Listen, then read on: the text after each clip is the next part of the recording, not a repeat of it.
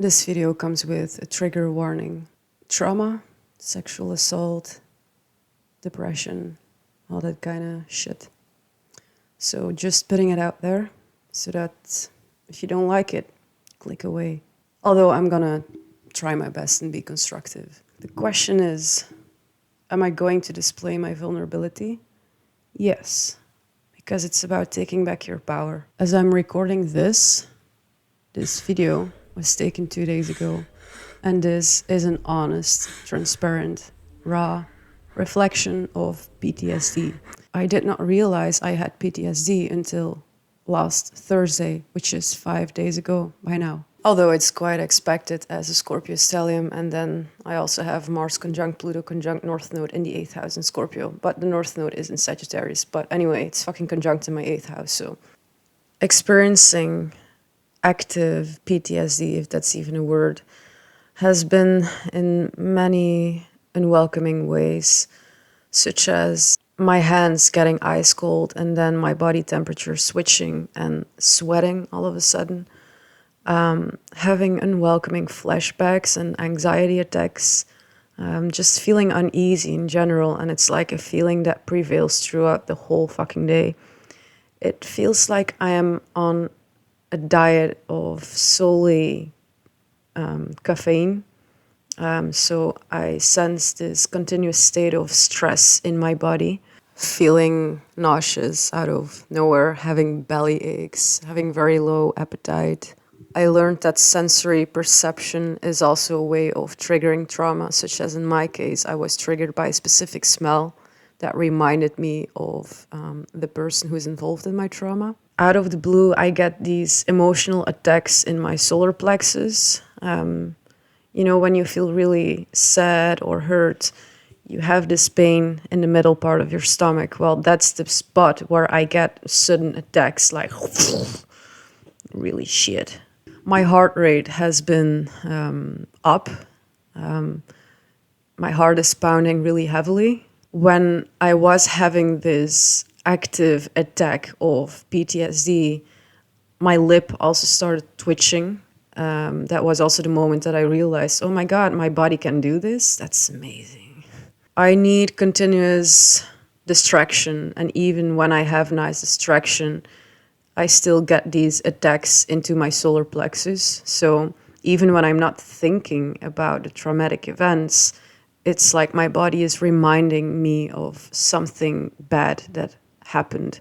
The shitty thing is that I feel stuck in my body. My body is like a continuous reminder of something that I'm not even thinking about, but it's my body that makes me think about it, because my body is like, I'm not necessarily re-experiencing what happened, but yeah, I realized that, you know, you may get over trauma in your head, or you may get to a point of being able to put it in perspective or rationalize it or whatever.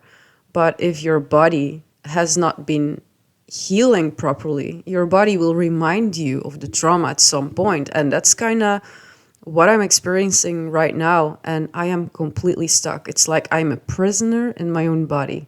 And the problem is that I tend to live through my soul, and I do have a very shitty connection with my body. So that makes it extra difficult. This trauma that resurfaced was caused in 2018 and then the beginning of 2019. So it has been a while ago. But that's one of the things that I realized. It doesn't matter when the event occurred or events. If you don't heal it properly, it will come back to the surface. And that's most likely what's happening right now. I'm not saying that I was never aware of my own trauma. I was, but I was most likely living in a state of survivalism because my life has been very chaotic, very messy, very unstable for the past couple of 4 years or 5 years. So seen from an environmental perspective, I did not really have any opportunity or space to actively heal. And that's what I'm coming to terms with right now, is that shit. Fuck! It is right now, motherfucker. It is right now. Looking to my transits. Transit Pluto is square to my Venus and my Jupiter. Venus is a ruler of my 7th house. And transit Saturn is opposing my moon and my polus and my Chiron. So it's the combination of these transits that just kind of reflect itself in my life right now. Before I get any further into this video, I just briefly wish to share with you the astrological remedies for strengthening a depressed moon by Saturn. So what do? Wear white, wear silver. I'm taking this very seriously. Drink a lot of water, as much as you can. Take a hot bath or a shower. Nurture yourself, connect with your mom, cry. Wear moonstone. And I think that's about everything that comes to my mind right now. So, yeah, just in case, if you need it, try these remedies. Yesterday, I applied these things, and I have to say, yesterday I had a very good day until the evening. Now, the thing is very interesting. I was born during the day, so Saturn in my chart is not that destructive, so to speak. Saturn is most malefic in a night chart, and that's one of the things that I noticed the past few days is that anytime when night times arrive, I start to feel more depressed. So yeah, if that's the case, just make sure that you get into bed as soon as possible. Healing from trauma takes a long time because before you can completely overcome and put it to rest and let it go, you first have to become aware of every possible level where the trauma has affected you, which is most likely your complete being, like in your whole essence, your body, your mind, your soul, your energy, your reactions, just everything.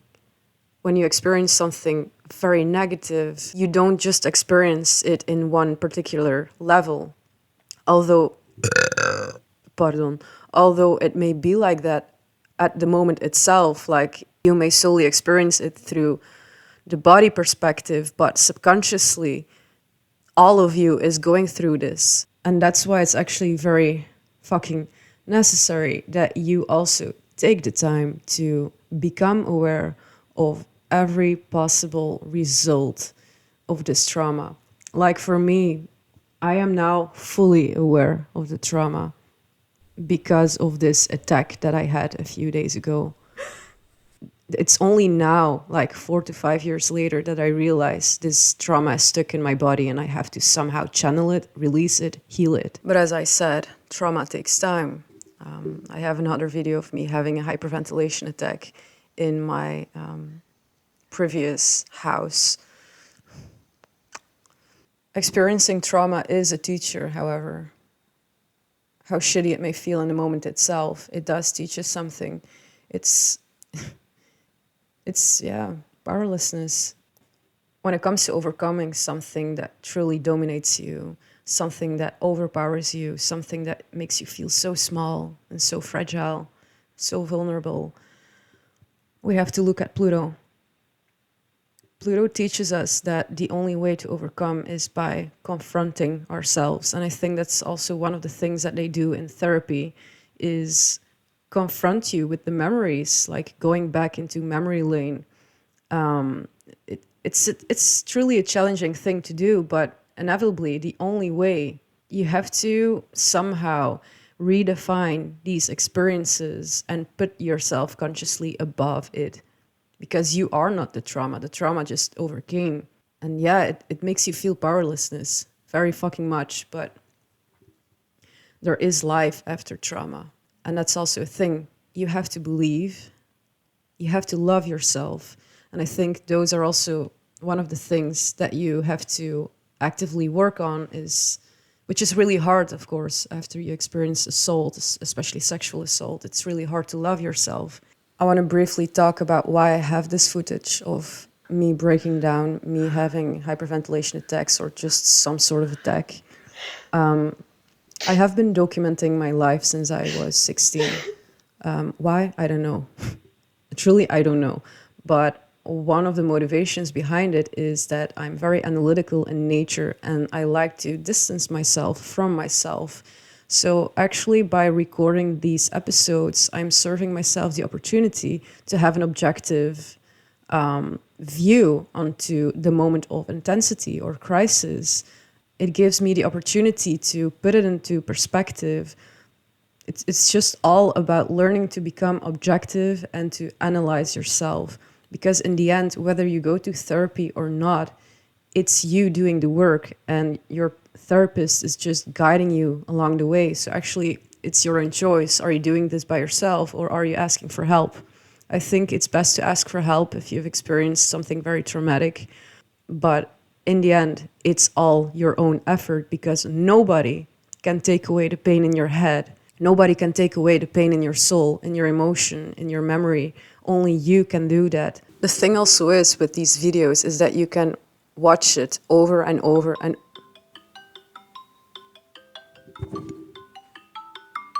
how do I decline? Swipe down to decline. Anyway, you know, when you do something on repeat, eventually you become numb to it. And that's kind of the trick with having such footage of yourself. If you keep on watching it over and over and over again, you come to a point of being able to really distance yourself from what that moment actually felt like. And you come to a point to being able of rationalizing it like a bird's eye view, basically, seeing what's happening to that person. And also try to have compassion with this person. Try to have compassion with yourself. Because when you feel depressed, when you're traumatized, we tend to be very hard on ourselves or feel like we're not worth it and all that stuff. But for example, if you look at someone who's breaking down, you empathize with that person. And that's also one of the things that you have to feel towards yourself. You need to feel empathy for yourself. You need to feel compassion for yourself. Because if you don't have that, how are you going to heal? You have to come to a point of understanding like this person has experienced something that really damaged them. Talking about yourself then. This is not okay. This has to stop. Another thing that's really important to mention in this video is a trauma brain and how it operates. So when you're traumatized and you're not fully aware of how it affects you, the brain tends to work this way. Feeling, acting. There is no thinking in between. We do not consider the consequences of our actions. So that means when we feel triggered, when we feel threatened, we will instinctively respond to whatever's happening. And whatever our actions may be in that moment may be even more damaging or cause more problems. So that's the problem with the trauma brain, is that we just do not think long term. We think in the moment, and it's true survivalism. But if you have a healthy brain, it is feeling, thinking, acting. So the ratio is restored. But having this, like having your mind healed, takes a long time. But I have to say, the moment when I was being taught this process of feeling, thinking, acting was actually a very helpful key in going through the trauma. Was just, okay, I'm feeling something. Now I have to question myself. What is it that I'm feeling? Why am I feeling this? What caused this feeling? How do I deal with this feeling? What am I doing with this feeling? And all these sorts of questions. You have to question, like, what is happening with me right now? Always think consciously before you act. Truly, think before you act, especially when you're traumatized. Let's talk about ways to cope. Things that I did to help me get through difficult times. 2 years ago, I broke up with my then boyfriend because it was a very unhealthy relationship where I did not felt seen, recognized, heard, supported in any way. So I was kind of in a toxic relationship and dealing with my trauma on my own. If you're in such a situation, get the fuck out of there. Do it for yourself. You will thank yourself later. It was very painful to break up though, but deep down I knew like this is not going to get anywhere. This happened during transit Saturn square to my Venus. Oh my God, I felt that. I truly felt that. It was very painful. But what I did was apply art therapy onto myself. The thing is, actually, arts therapy is very Neptunian, very 12th housey, very Piscean in nature. But so is, escapism and the subconscious mind and things that are buried beneath the surface. So is addiction and all that stuff. Actually, to be very bluntly fucking honest, I applied art therapy to overcome the heartache, to deal with the pain in my head, like the trauma that I wasn't fully aware of at that point in time, but also to deal with my eating disorder, which I was also battling at that time. So just as a little reminder, I do not support carrying so much baggage on your own, but I managed to get through. So you can do this too if you're dealing with shit. You can do this. The cool thing about art therapy is that art is free.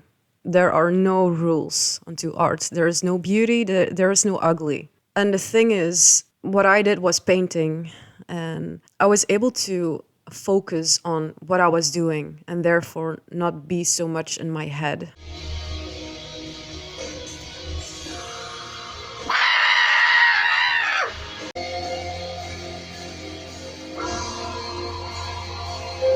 Which was very relieving, but also because this painting, or whichever way you prefer, of artistic expression is so intuitive or personal, you create your own subconscious language. So you are creating a language which only you can understand. Because the thing is, I was really shocked when I took a step back from my own painting and truly observed. I saw within the colors, within the patterns, within just the whole dynamic of the painting, I was able to see what the fuck I was processing. So that's why art therapy is so interesting, because you will paint what's going on in the subconscious mind. And I truly suggest this to people, to try and have a creative expression.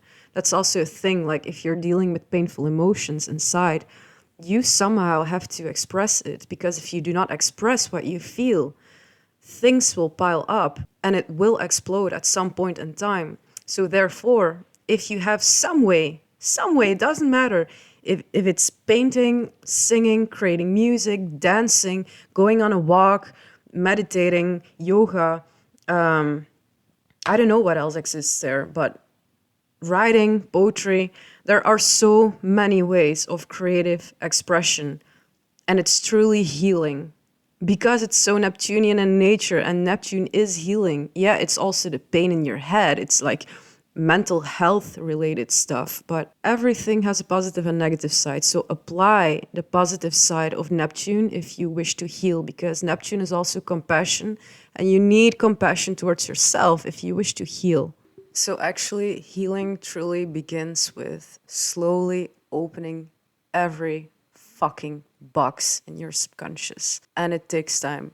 Don't rush through this process, because that's not going to help you in any way. Like if I look at my own life, it has taken me almost 5 years, or 5 years in total, to completely become aware of the whole baggage of trauma, where it is, what it feels like, just everything. But it took time, and the ways how it was brought to my complete awareness was through doing all of the things like art therapy, how I was able to read my subconscious. And I think reading your own subconscious mind is very important in healing from trauma. You gotta know what the fuck is going on in the back of your head, like on a subconscious level. There is so much going on, because especially when you're traumatized, you tend to live on autopilot or survivalism or whatever. So yeah, I think this video is also an honest reflection why I'm not doing readings at this time. I have paused my readings since December last year, but that was more so because I wanted to focus on writing my books. I'm focusing on 4 different books at the moment. The book about name asteroids is the one that I wish to publish this year, hopefully within a couple of months. Probably not during eclipse season. That would be fucking stupid though. I don't know. Yeah, I wanted to focus on myself most of all, because I knew that something was still not fully in place inside of me. And yeah, I mean, I am strong. I have courage. I am able to put things into perspective, but that doesn't take away that the pain is still there. So I got to deal with that first before I can help other people. As much as I fucking love helping others, I truly do, I have to get my shit together. You know, I see my own trauma, I see my own experiences, which are, in my opinion, rather extreme, as a way of transforming pain into beauty and the ability to heal others, because that's one of the things that I've always been passionate about, is to use my pain to heal another from a place of true understanding. Because you may go to a therapist and they will understand you from the theoretical point of view, but if you talk to someone who truly knows what it feels like, that's a whole other level, dude.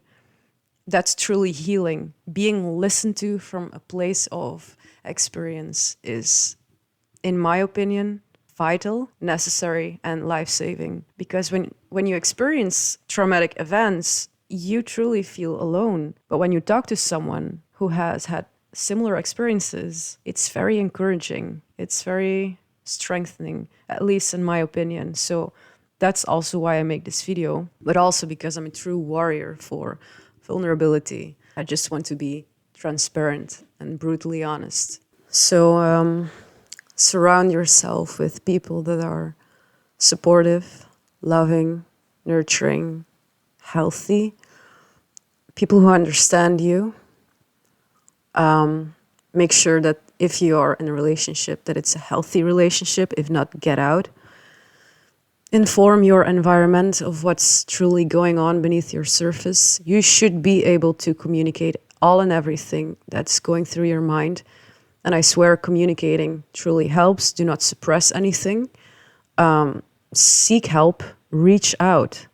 But also, a lot of healing takes place in your mind. It's truly your mindset. You have to be willing to overcome. And just to remind you again, but confrontation is necessary. They're gonna confront you anyway in therapy. So prepare for difficult moments, but it's part of healing, and it will pass. It will truly pass. There will be a moment when you can objectively look at the experiences and see it as, okay, it was an experience, a negative one, but I learned this and that and that. And it's really difficult, though, to try and see the positivity in misfortune. But like in my case, it's sexual assault, but it showed me the various layers of intimacy. I came to understand way better the power of sexuality. I just came to understand how powerful sex is. And yeah, I have said it before, sex is able to destroy or heal a person. But please keep on believing and knowing that whether you've experienced a very destructive experience, there is still hope and a possibility of experiencing the healing side of it. Like negativity, misfortune, and all that shitty shit cannot last for a lifetime. And if you think that it's lasting for a lifetime, then it truly depends on the decisions and the choices that you make. Again, referring to the trauma brain. You have to make healthy decisions. Otherwise, the cycle of shit is going to repeat itself. Another thing that I wanted to mention is, yeah, you can be fully aware of astrology, spirituality, occultism, the woke shit, and still do stupid things. So just putting it out there. I think this is all for now. I cannot come up with anything else, but if I happen to come up with anything, I may make another video about this. I will see. It already requires a shit ton of courage to be putting this out there, because I'm actually a very private person. Ascendant ruler in the 8th house in Scorpio on 29 degrees, and then the MC ruler in the 12th house in Aquarius, and it's fucking Saturn square to my Mars. So, yeah, this is a whole thing for me, basically, to be putting this out there. So I hope that it somehow helped someone. Yeah. Take care, and thank you for watching. Goodbye.